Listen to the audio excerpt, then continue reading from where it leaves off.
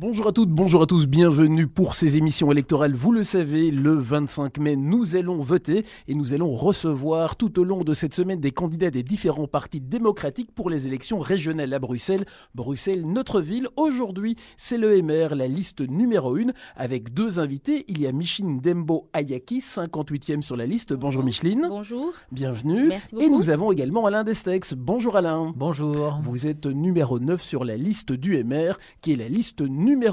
Alors je veux peut-être vous demander, avant que nous ne rentrions dans le vif du sujet, de vous présenter en quelques mots. Et évidemment, honneur aux demoiselles. Micheline, en quelques mots, présentez-vous à nos auditeurs. Voilà, vous avez dit, mon nom est Micheline Dembo-Ayaki, numéro 58 à la région de Bruxelles, sur la liste numéro 1 du MR. Oui. Je suis économiste auprès des institutions européennes. Un métier sérieux, ça. Oui. Il faut des métiers sérieux. Il en faut aussi. J'étais auparavant collaboratrice de la ministre des PME et des Indépendants, Madame Sabine Laruelle.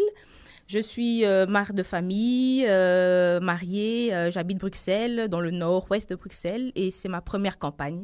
Voilà, c'est très bien de vous lancer en politique. On Merci. a besoin de personnes qui croient dans la chose politique. Alain Destex, on ne vous présente plus, quoique. Il y a encore peut-être des personnes qui ne vous connaissent pas. Vous êtes déjà depuis longtemps en politique. En quelques mots, comment vous présenteriez-vous à celles et ceux qui ignoreraient qui vous êtes ? Voilà, je suis médecin et j'ai travaillé 12 ans pour Médecins sans frontières en Afrique et en Amérique latine. Puis à la fin, j'étais le secrétaire général de l'organisation. Donc j'ai passé beaucoup de temps dans cette organisation humanitaire. Et puis c'est vrai, maintenant, ça fait déjà un petit temps que je fais de la politique. Et je me présente au Parlement bruxellois, à la région, donc où j'occupe la place numéro 9. Alors justement, on va parler de notre région de Bruxelles-Capitale. Il y a un volet institutionnel qu'on ne peut pas passer sous silence parce qu'il y a des volontés flamandes, de la NVA pour ne pas la citer, de faire en sorte que Bruxelles soit co-gérée par la Wallonie et par la Flandre. En tant que Bruxellois, que pensez-vous de cela ? Qui veut prendre la parole ?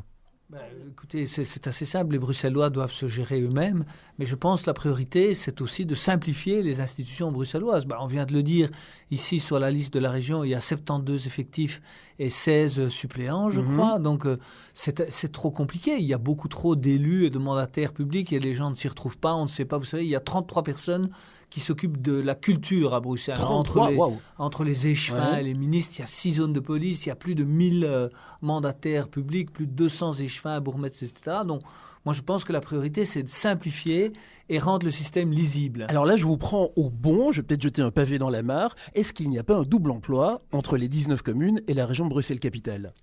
Non, tout le monde tient aux communes. La commune, c'est le niveau le plus proche des citoyens. Mais oui, sans doute, en matière de mobilité, en matière d'urbanisme, en matière d'emploi, il y a probablement des compétences qui devraient être transférées à la région ou des choses qui devraient être mieux organisées. Donc, c'est pas normal que, par exemple, les poubelles dépendent dans une rue de la commune et dans la rue à côté de la région. C'est peut-être pas normal non plus il faille 6 zones de police avec 6 états-majors, 6 chefs de corps, 6 sites internet, etc. Donc il y a peut-être moyen d'organiser les choses un peu mieux. Et alors, est-ce que Bruxelles n'est pas un petit peu à l'étroit dans son territoire des 19 communes ? On parle souvent de communautés urbaines qui dépassent donc Bruxelles avec le Brabant flamand, le Brabant wallon.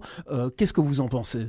Bruxelles est effectivement à l'étroit, mais là, je crains qu'on ne puisse pas changer grand-chose, voilà, parce que la réalité belge veut qu'il y a 3 régions, la Wallonie, la Flandre et Bruxelles. Alors, on pourrait vouloir étendre la région bruxelloise, mais les Flamands et les Wallons n'en veulent absolument pas. Donc, je pense qu'on ne doit pas se nourrir d'illusions. Idéalement, il faudrait étendre la région, mais en pratique, ça semble presque impossible à faire. Mais donc, la cogestion par les deux régions wallonnes et flamandes, hors de question. Bruxelles doit être gérée par les Bruxellois à Bruxelles, et puis par l'État fédéral pour ce qui concerne ce rôle de capitale de la Belgique, mais certainement pas par les deux communautés flamandes et francophones et la Wallonie. Bruxellois est fier de l'être. Alors, vous avez parlé de la mobilité. Il y a beaucoup de monde qui rentre dans Bruxelles pour venir y travailler. Les Bruxellois se déplacent également et c'est parfois assez compliqué. La ville est souvent embouteillée. Que pourrait-on faire pour limiter la rentrée des voitures dans Bruxelles et permettre aux Bruxellois d'être un petit peu plus à l'aise ? Micheline. Personnellement, je ne pense pas que le problème soit de limiter spécialement l'entrée des véhicules à Bruxelles, mais de trouver une solution durable de long terme. Lorsque vous voyez que les parkings de dissuasion sont remplis à plus de 110%, et que tous les jours, il rentre des dizaines de milliers de voitures à Bruxelles qui ne trouvent pas de parking, c'est un réel problème. Donc quoi, faire plus de parking alors? Il faudrait plutôt notamment créer plus de parkings de dissuasion, ça ce serait l'idéal. À côté de cela, il faut travailler sur l'offre de transport public. Ben justement, là vous me tendez la perche parce que si les personnes qui rentrent dans Bruxelles laissent leur voiture dans les parkings de dissuasion, il faut qu'il y ait une offre crédible pour qu'ils puissent se déplacer facilement dans la ville. Que faudrait-il améliorer au niveau de la STIB selon vous? Il y a différentes choses à améliorer, même si la STIB a déjà fait pas mal de travail, mais il y a plein de projets qui sont en attente de réalisation depuis trop longtemps. Par exemple, l'idéal, c'est d'augmenter, de rallonger les rames de métro, d'avoir un axe nord-sud. Mais ça coûte cher, ça, quand même, rallonger les rames de métro. Est-ce qu'on a l'argent? Allez, écoutez, nous sommes la capitale de l'Europe. Nous sommes une des régions, la deuxième ou la troisième région la plus riche d'Europe. Donc, nous, le MR, nous préconisons de développer le réseau du métro. Il faudrait peut-être quand même dire dans votre émission aussi que depuis 10 ans, nous sommes dans l'opposition. Cette ville est gérée par le PS, Écolo et le CDH, qui s'est toujours opposé au développement du métro. Donc le métro, c'est une priorité. Uccle, par exemple, on n'a pas de métro, ça serait bien. Mais pas seulement à Uccle. À Uccle, à Scarbeck, Madrid a construit 100 stations de métro en une dizaine d'années. Bruxelles, on a construit une station en 15 ans. Erasme. Donc il faut développer un métro digne de la capitale européenne. Il faut arrêter de dire qu'on n'a pas les moyens. Je sais pas, moi je vous pose la question. Non, mais on entend toujours, moi j'en ai un peu marre de cette mentalité de mendiant en permanence, il n'y a pas de moyens, La région bruxelloise est la deuxième ou la troisième la plus riche d'Europe. Donc on a les moyens de construire un métro digne de ce nom. 2, Micheline Dembo-Ayaki l'a dit, les parkings de dissuasion. Delta, le principal, c'est une rame de métro. Vous prenez une rame de métro bondée, c'est l'équivalent du parking métro. Donc ça vous donne un chiffre pour vous dire à quel point c'est voilà. Et le RER, depuis que je fais de la politique, on parle du RER. Il faudrait peut-être penser un jour à le faire. C'est vrai. Et enfin, dernier point, mobilité douce. Il y a des solutions innovantes, des feux intelligents, par exemple, des feux qui évoluent en fonction du trafic, rouge-vert en fonction du trafic. La mobilité douce, des vélomotos, il y a des créateurs qui ont développé des concepts de mobilité douce, comme la société SEV en France, par exemple. Ici, il y a des jeunes créateurs qui se sont lancés dans un concept CETEC qui consiste à avoir des vélos électriques, mais sans devoir pédaler. Sont toutes des choses qui permettent d'améliorer la mobilité. Il y a aussi la voiture électrique qui se développe sur Bruxelles. Mais on va développer ce thème d'ici quelques instants parce que le timing qui nous est imparti pour ce premier bloc est terminé. Une petite respiration musicale et on revient immédiatement. Nous sommes de retour pour ces émissions spéciales élections. Je vous rappelle que nous votons le 25 mai pour les élections régionales et aujourd'hui c'est le MR qui est notre micro avec Micheline Dembo-Ayaki et Alain Destex. Avant la respiration, on parlait de la mobilité et aussi des alternatives plus douces et je vous ai coupé la parole, Alain, alors je vous la redonne. Qu'est-ce que vous vouliez un petit peu expliquer par rapport à ces alternatives? Non mais il faut être créatif, donc je vous ai parlé de vélo électrique, ça existe aujourd'hui où on ne doit pas du tout pédaler. Effectivement, il y a d'autres moyens. Alors, bien entendu, il faut que les taxis... Oui, les taxis. Il faut que les taxis vivent, il faut que les taxis soient correctement rémunérés. Mais là, je vous coupe parce qu'il y a cette polémique actuellement avec Uber. Il y a la région de Bruxelles-Capitale par sa ministre Brigitte Groels qui a intenté une action contre cette société privée qui propose une alternative aux taxis régionaux. Qu'est-ce que vous en pensez? Non, mais écoutez, ce sont des problèmes délicats qu'il est difficile de trancher comme ça en 2 temps, 3 mouvements. Donc d'un côté, il faut les taxis vivent. D'un autre côté, il faut développer des solutions créatives en matière de mobilité. Donc il y a par exemple aussi, on vous parlait d'Uber, mais il y a Jump qui ramène des jeunes le soir. Il faut s'inscrire. Pour les noctambules, c'est bien. Pour les noctambules. Moi, je pense aussi que la STIB, c'est criminel de laisser un jeune qui n'a pas les moyens de se payer un taxi rentrer chez lui à 2h du matin n'importe comment. Donc sur les axes fréquentés par les jeunes, le vendredi et le samedi soir, on pourrait quand même avoir quelques lignes de bus ouverts toute la nuit. Ce serait remettre un petit peu plus de transport en commun la nuit, y compris peut-être le métro. Et sur quelques lignes, enfin, les jeunes, ils sortent dans le centre-ville, dans quelques communes, donc il y aurait moyen de trouver des solutions, peut-être des solutions un peu plus à la carte pour les ramener chez eux. Alors on va maintenant passer au thème de l'emploi, c'est très important parce qu'on est bien si on a un travail, ça permet d'avoir des moyens et malheureusement à Bruxelles, il y a encore beaucoup trop de chômage. Que faudrait-il faire selon vous pour aider les chômeurs à trouver un emploi ? Mais il y a, en 10 ans d'absence du MR au pouvoir, qu'est-ce que l'on constate ? Le taux de chômage a augmenté de près de 25%. Oui. Plus d'un emploi sur 2 créé à Bruxelles ne sera pas occupé par un Bruxellois. Et cela pris pour par un différentes Wallon, par un raisons. Flamand. Voilà, cela pour Ouais. différentes raisons, notamment le manque de formation. On constate quand même que 7 demandeurs d'emploi sur 10 sortent de l'école sans diplôme secondaire. On constate aussi que 9 demandeurs d'emploi sur 10 ne parlent pas une deuxième langue de l'emploi. Mieux former les jeunes à la deuxième langue nationale, la troisième langue aussi, l'anglais, très important dans une capitale européenne telle que Bruxelles. Oui. Et alors, au niveau d'Actiris, est-ce que ça fonctionne selon vous ? Non, pas du tout. Actiris, c'est une catastrophe. Donc, le taux de chômage des jeunes, c'est 35%. Ouais. 35%, réfléchissez C'est une énorme. seconde à Non, ce ouais. chiffre. Le double de Paris, Londres, Berlin, etc. Donc, il y a beaucoup de jeunes qui sortent de l'école sans réelle qualification. Ils ont passé parfois 12 ans, 18 ans à l'école, ils n'ont pas de qualification. Ben là, donc, on a un problème de la qualité de formation.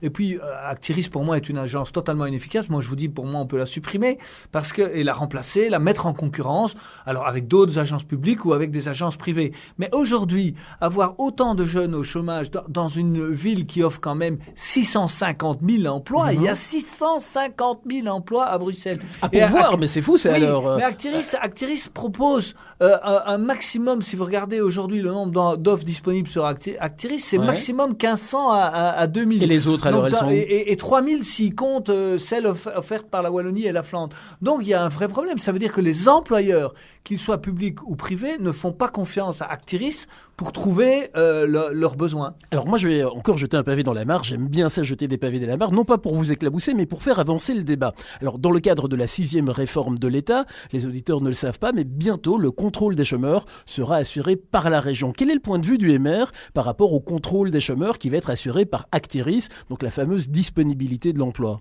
Non, mais il faut bien voir que c'est tout à fait normal. La société paye pour le chômage. Ça coûte très cher. Tenez-vous bien, le chômage, ça coûte 1,5 milliard d'euros chaque année, l'indemnisation du chômage à Bruxelles et les politiques d'activation de l'emploi. C'est beaucoup, beaucoup d'argent.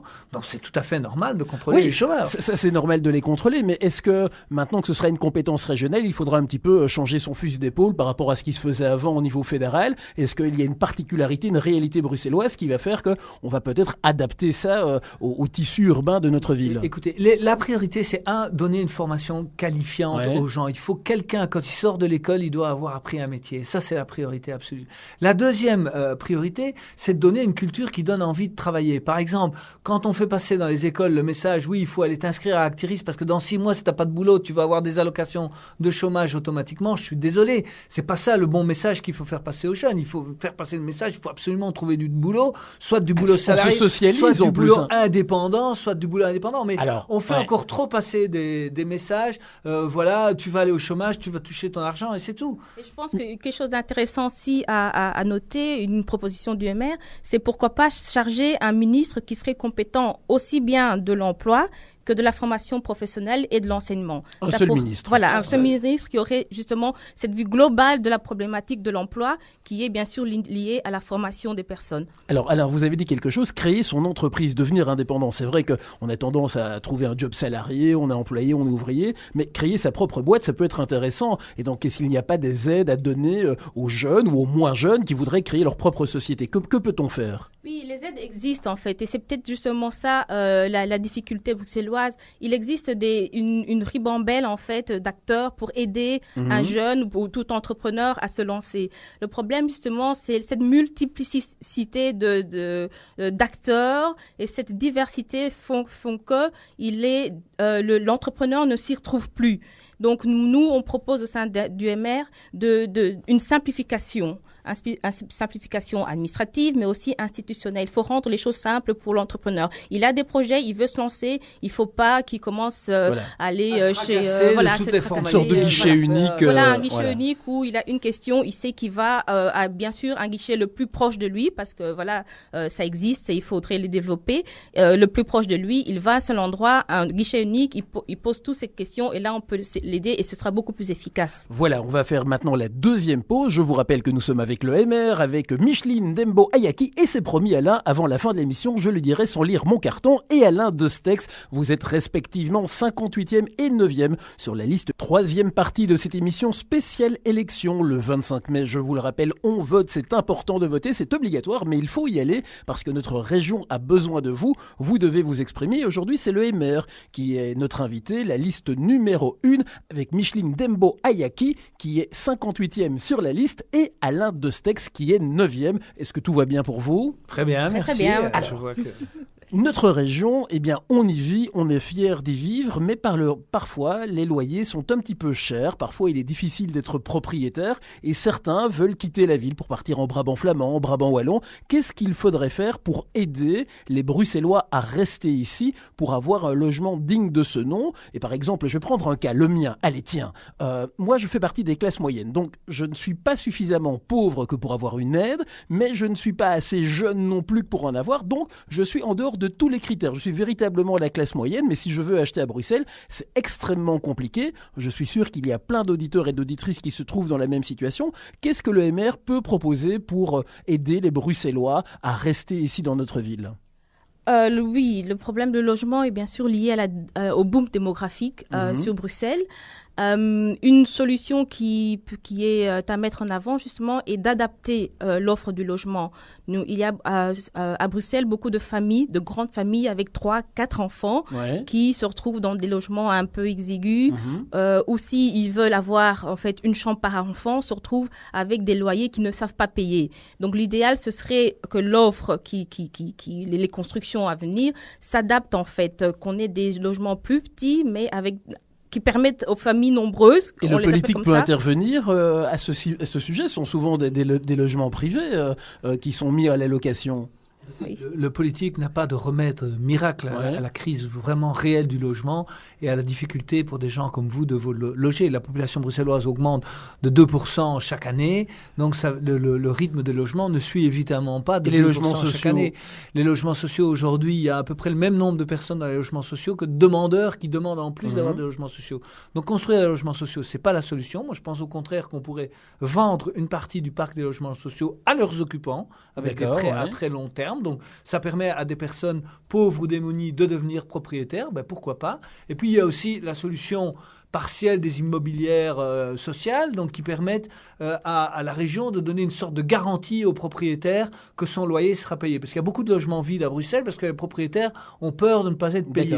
Leur peur, il faut aussi la comprendre et la respecter. Donc si la région se porte garante, le propriétaire a la certitude que s'il donne son logement à une personne à qui il ne l'aurait peut-être pas donné parce qu'elle n'offre pas toutes les garanties du point de vue financier, il sera payé. Là, il y a une piste, mais ça va améliorer les choses.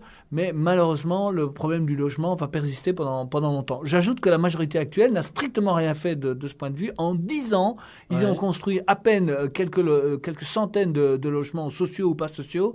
Et c'est un des plus grands échecs de la majorité Olivier. C'est la politique du logement. Tout le monde aujourd'hui a des difficultés parce qu'ils n'ont pas anticipé ce choc démographique. Alors, Bruxelles est également une ville où on aime faire la fête. La culture, c'est très important. Il y a le jazz marathon, la fête de la musique, le Brussels Summer Festival, le festival du court-métrage, le BIF, j'en passe et des meilleurs. Ce sont des organisations privées qui font vivre notre ville et qui apportent aussi de l'emploi dans notre ville, qui fait venir des personnes dans la ville de Bruxelles, dans la région de Bruxelles-Capitale. Est-ce que le MR soutient ces initiatives culturelles et qu'est-ce que vous proposez à ce niveau pour que Bruxelles continue à avoir cet essor ? Non, mais le MR soutient totalement ces initiatives. Vous avez dit vous-même, d'ailleurs, ce sont des initiatives privées, parfois soutenues par les pouvoirs publics, parfois pas. Et donc, justement, les pouvoirs publics doivent soutenir ces initiatives privées. Écoutez, ils doivent les soutenir dans la mesure où elles répondent à une certaine demande de la population, mais elles ne doivent pas être que publiques. Donc je pense que c'est important que ces initiatives, la population montre qu'elle les soutient et qu'elles ne soient pas, comme c'est très souvent le cas dans certains domaines de la culture, parfois dans le domaine du théâtre ou du cinéma ou de la littérature, où les pouvoirs publics subventionnent des films ou des pièces de théâtre que personne ne va voir et qui n'existent que parce qu'elles ont des subventions. Donc là, il faut faire attention. Bien sûr, la culture ne peut pas vivre sans l'aide du public, mais la culture ne peut pas vivre non plus que de l'aide du public. Donc, en matière de cinéma, par exemple, on a quelques beaux exemples que je ne voudrais pas citer, mais enfin, on a financé pas mal de films qui n'ont connu aucun succès. Donc, voilà. Donc, oui à la culture, oui aux événements culturels, oui aussi peut-être ce qui manque un peu à Bruxelles, c'est parfois des événements culturels de grand prestige. Donc, c'est bien de faire de la culture populaire pour la population, pour tout le monde, etc. Nous soutenons ça, mais il faut aussi rayonner par la qualité. Un exemple. Par exemple, la Monnaie pourrait être encore, c'est une institution de référence. Le théâtre royal de la Monnaie, pour les auditeurs. Le théâtre royal de la Monnaie. On n'a toujours pas de monuments ou de musées. On a le musée Magritte, c'est très bien, mais on n'a pas à mon avis, on n'a pas à Bruxelles un musée ou un monument qui symbolise correctement notre rôle de capitale de l'Europe. On n'a pas des musées. Ah, c'est vrai que ce serait pas mal. On n'a pas des musées encore équivalents aux musées qu'on trouve à Paris, Londres ou Berlin, si vous voulez. Même le musée Magritte, qui est formidable, c'est pas tout à fait encore dans cette catégorie. Donc, je crois que là, en matière d'offres culturelles, pour un public international, il y a vraiment moyen encore d'être plus ambitieux à Bruxelles. Alors, la culture, c'est une chose, le sport, c'en est une autre. Les 20 km de Bruxelles, j'en passe et des meilleurs. Mais il y a aussi une polémique actuellement concernant le nouveau stade national. Est-ce qu'il faut que le stade Roi-Baudouin soit démoli pour aller en refaire un peu plus loin? Est-ce que ça a un intérêt? Alors, dans le même esprit, il y a ce plateau du Heysel qui est complètement remis en question. C'est le tourisme, ça, parce qu'il y a Mini-Europe, il y a plein de choses, ça amène plein de monde. Qu'est-ce que vous en pensez, OMR? Qui veut prendre la parole? Micheline, Alain? Je voudrais juste dire un petit point concernant le sport. Le sport est bien sûr une activité très importante, notamment pour les jeunes. Ça leur permet, après une journée d'école, de gérer leur stress. Ça leur permet d'avoir une activité sociale, tout simplement, et tout en prenant soin de leur santé. Et qu'est-ce que l'on constate? Le MR n'était pas au pouvoir, mais quelque chose de si important que le chèque sport a été supprimé, ce qui est très dommage. Donc nous, on est vraiment pour remettre cela afin de permettre aux jeunes et aux personnes qui ont peut-être moins d'argent. Ce chèque sport, concrètement, pour celles et ceux qui ne savent pas, ça consiste en quoi? Ça donne la possibilité justement à des familles qui ont moins de budget de donner la possibilité à leurs enfants de faire du sport. Avec ce chèque, ils vont aller dans une association. Voilà. Ok, d'accord. Voilà. Un peu comme les titres-services, mais pour le sport. Oui, mais pour le sport. Ok, c'est pas mal ça comme idée. Donc, ça, je retiens. C'est très bon. C'était une bonne idée qui avait été lancée d'ailleurs à l'époque par Wilmot. Quand il n'était pas encore, quand il était sénateur et maire et pas entraîneur de l'équipe de football. Mais sur le stade, donc moi je suis très très réservé, vraiment réservé. Le stade Roi-Baudouin a été rénové à grands frais il y a 15 ans. Il faut sans doute le rénover ou le démolir, je ne sais pas, mais je ne pense pas en tout cas que les pouvoirs publics doivent investir dans la rénovation d'un nouveau stade. Donc si le privé veut le faire et payer entièrement pour ça, très bien. Par contre, les besoins en matière d'école, de crèche, de transport public, de mobilité sont tellement énormes à Bruxelles. C'est là-dessus qu'il faut se concentrer. C'est une autre priorité. Eh bien voilà pour cette partie-ci. On revient d'ici quelques petites minutes, juste après une respiration musicale. Nous sommes de retour pour cette émission spéciale élection avec l'EMR qui est notre invité aujourd'hui, avec Micheline Dembo-Ayaki et Alain Destex. Est-ce que tout va bien depuis tout à l'heure ? Tout va bien, d'autant plus que Daniel Vega maintenant arrive à dire Dembo-Ayaki correctement. Ah, vous avez remarqué, voilà, super. Ah bah écoutez, je suis content que vous ayez apprécié le mouvement et qu'on se soit mis dans l'ambiance avec le titre que nous écoutions. On va maintenant parler de sécurité, parce qu'à Bruxelles, il est évidemment important qu'on se sente à l'aise dans notre ville. Il y a parfois ce sentiment d'insécurité, je dis un sentiment, je ne sais pas si c'est avéré ou pas, mais il y a des gens qui ont un petit peu peur parfois. Et qu'est-ce qu'on pourrait faire pour ça ? L'ONU a dit récemment qu'en termes de meurtres, Bruxelles était la capitale d'Europe de l'Ouest où il y avait le plus de morts. Donc Bruxelles est une ville dangereuse. Donc c'est pas simplement un sentiment. Non, c'est une réalité si on la compare à d'autres statistiques. Et en matière de statistiques, d'ailleurs, on est vraiment nul. Si vous tapez police de New York ou de Londres, vous pouvez tout de suite trouver le nombre de crimes, le nombre de viols, de vols de la semaine précédente. Nous, il faut attendre 6 mois pour avoir les statistiques. Moi, je crois une solution simple en matière de sécurité, c'est en France, quand vous faites un délit, vous êtes jugé le jour même ou le lendemain. Parce que vous êtes pris en flagrant délit. Est-ce que ça n'existait pas, ça, le Snellrecht Non, c'est pas passé au Parlement. Le VLD et le MR étaient pour, mais c'est quand même le bon sens même. Si vous avez un enfant qui fait une grosse connerie, vous le punissez pas 8 mois après, vous le punissez tout de suite. C'est la même chose. Vous volez un sac, vous devez être puni tout de suite, pas 8 mois, 1 an, voire 2 ans après, comme c'est le cas chez nous. Entre-temps, vous avez le temps de récidiver 10 fois et vous n'êtes toujours pas puni. Donc, il faut une justice rapide dans des délits incontestables. Et la plupart des délits, les vols, etc., sont des délits incontestables. Voilà une mesure claire et simple et immédiatement applicable. Voilà, ça c'est une idée claire en tout cas. Merci Alain. Alors l'intégration, c'est aussi important. Se sentir bien dans la ville où l'on habite. Il y a plein de personnes qui viennent de partout. C'est la capitale européenne quand même. Et qu'est-ce que vous pouvez dire par rapport à l'intégration? Qu'est-ce que vous proposez pour qu'elle s'améliore encore plus et plus et plus? Disons qu'il y a beaucoup de choses à faire en termes pour améliorer l'intégration, que ce soit des Européens ou des non-Européens.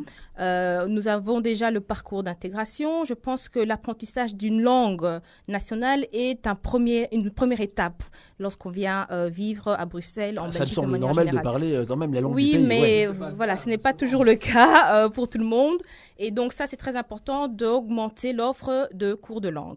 Ça, c'est une chose. Et quoi, ce sera obligatoire alors qu'on suive un cours de langue, soit le français ou le néerlandais, donc une des 2 langues nationales. C'est ça l'idée? Oui, bien sûr. Il ne faut pas toujours voir cette obligation comme de façon négative, parce que ce serait vraiment une aide. Toute personne pourrait ou devrait, dans ce cas-ci, apprendre une langue nationale, ce qui lui permettrait justement de s'intégrer dans la société, mais aussi de trouver facilement un emploi, d'inscrire ses enfants à l'école et donc de faire partie de la société de façon pas de ghetto, quoi. Vraiment que tout le monde puisse s'intégrer en parlant des langues.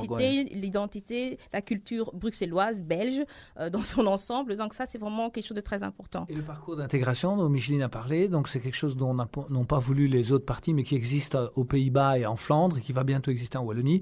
Ça veut dire que si vous êtes un nouvel immigrant, vous devez apprendre le minimum des valeurs de la Belgique. Donc, par exemple, une des valeurs de la Belgique, c'est l'égalité entre les hommes et les femmes.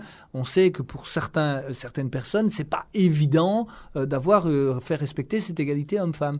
Donc, il faut faire comprendre aux nouveaux immigrants, beaucoup le comprennent, le savent déjà, mais pour ceux qui viennent de cultures où éventuellement l'égalité homme-femme ne serait pas respectée, leur dire non, en Belgique, la femme, de même qu'en Belgique, on peut critiquer les religions. Ça fait partie de nos valeurs. Donc, il faut non seulement insister sur la langue, mais aussi sur ce qui fait les valeurs de la Belgique. Alors, Bruxelles est la capitale de l'Europe. Nous avons les institutions européennes ici dans notre ville. Qu'est-ce que vous pensez de ce fait européen à Bruxelles en tant que parti MR ?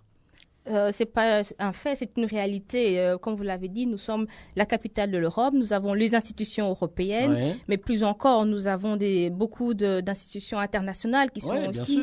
Donc, l'image, le statut de Bruxelles en tant que capitale est vraiment un honneur. C'est une marque à vendre. Bruxelles, capitale européenne. Bien sûr, c'est une marque à vendre au niveau international. Nous sommes reconnus grâce à ça. Donc, il faut vraiment travailler là-dessus. Je pense qu'au MR, notamment, nous avons proposé, en termes d'image, d'avoir une sorte de marque made in Brussels. Donc, ça nous permettait vraiment de se vendre au niveau international, au niveau mondial. Ils ne connaissent pas la Belgique, mais ils connaissent Bruxelles, évidemment. Oui, voilà. Oui.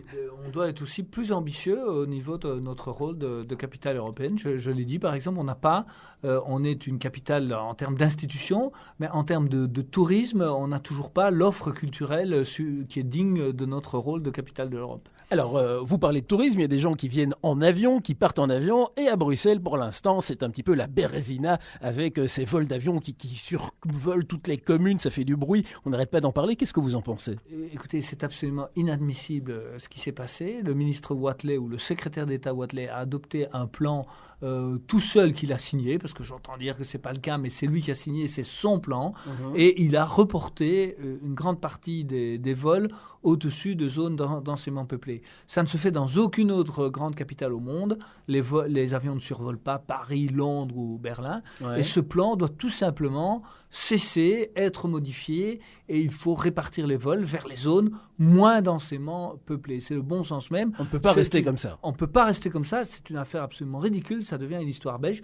Monsieur Wathelet doit changer son plan. S'il ne peut pas le changer avant les élections, il faut immédiatement, après les élections, changer ce plan. Mais on ne peut pas continuer comme ça. Alors, on va terminer avec un sujet qui nous tient à cœur, puisque nous sommes une radio privée indépendante. Que pensez-vous du développement des radios privées, le petit poussé par rapport aux grandes surfaces, je compare toujours ces radios nationales aux grandes surfaces, et nous on est un petit commerçant indépendant, on vient avec une radio pour les Bruxellois. Qu'est-ce que vous en pensez et quel est votre soutien par rapport à ça? Historiquement, soutenez-nous les gars. Non mais vous savez, dans les années 80, lorsqu'il y avait un monopole de la RTBF, le MR a été le parti qui a soutenu les radios libres et le développement de radios libres sur des fréquences écoutables et pas seulement sur des fréquences où on ne peut pas les écouter. Donc nous sommes totalement favorable au développement des radios libres, à une pluralité de l'offre d'information et à avoir le plus possible de radios libres de qualité où on fait pas seulement de la programmation musicale mais aussi des émissions de qualité. Enfin, comme celle-ci. J'espère, voilà. comme celle que vous faites, qui donne la parole non seulement à des politiques mais à d'autres acteurs culturels bruxellois. Ouais. Et on a besoin d'une société publique, mais on doit aussi être attentif aux moyens qu'on donne à cette société publique aujourd'hui et ne pas lui donner un monopole ou un oligopole. Parce qu'une radio privée excessif. comme nous, parfois on est un petit peu compliqué, c'est un petit peu compliqué pour nous d'exister à côté des gros réseaux, donc il faut nous soutenir. Tout à fait, je rejoins tout à fait ce que Alain de Stax dit.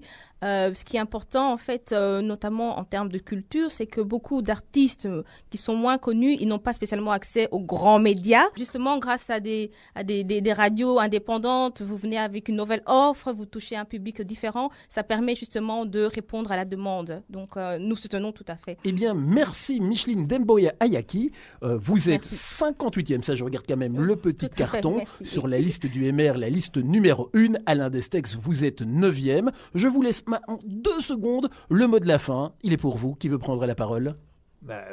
Moi, je n'ai qu'une chose à dire. Donc, le 25 mai, votez pour le bon sens. La liste numéro 1, liste MR. Le numéro 9, c'est Alain Destex. 58, c'est moi. Donc, voilà. Déjà, merci pour votre soutien. Avec grand plaisir. Et bonne chance pour ces élections. Et peut-être à très bientôt dans les couloirs du Parlement. Qui sait, Peut-être en 2 mots dire à vos auditeurs qu'ils peuvent voter pour plusieurs candidats parce que je constate qu'il y a encore des gens qui ne le savent pas. Sur la même liste, on peut voter pour plusieurs candidats. Voilà. Micheline, Alain, votez pour eux s'ils vous ont convaincu. À bientôt. Merci. Ciao. Merci beaucoup.